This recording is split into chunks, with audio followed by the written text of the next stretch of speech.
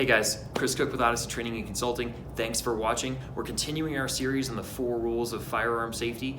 So if you haven't seen our overview in rules 1 and 2, make sure you go check out those videos before you get to this one. We're covering rule 3, which rule 3 is we're going to keep our trigger finger on an index point on the side of the firearm until we've made the decision to shoot. Looks something like this. This is a big rule to talk about. So 2 things. One is this rule is a primary cause in a gigantic number of negligent discharges and tragedies. Commonly, there's a mix of a bunch of different factors that come into play, but a whole lot of times we see somebody put their finger on the trigger and pulled the trigger when they didn't mean to. So this is an incredibly important rule to have all of your procedures very, very dialed in. Also, I see this rule very poorly taught in a lot of places, even though it's the most important. Most people get taught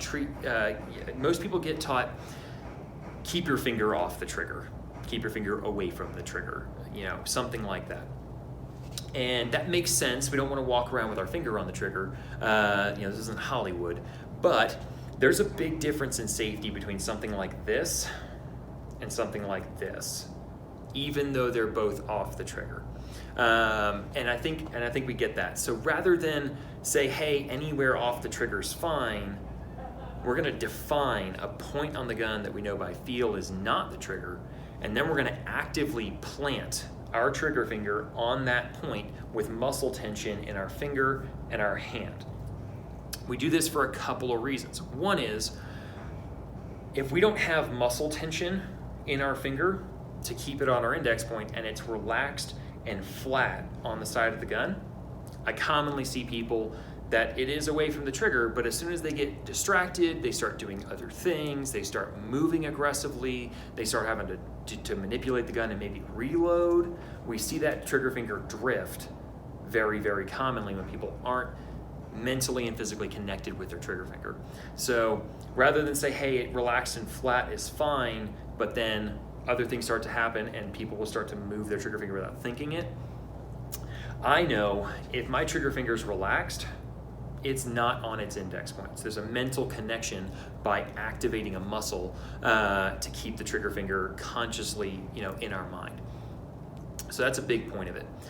Also, we have a phenomenon called sympathetic muscle response. We have other things called intralimb coordination. If you haven't heard those terms before, you can go look them up. I'm not a medical man, but they're medical terms that basically, for our purposes, talk about the fact that when people are under a lot of stress and they got some adrenaline going, things like that, and they slip and fall, or they do something really aggressive with one hand, or they are startled by something, both hands can clench together very, very commonly.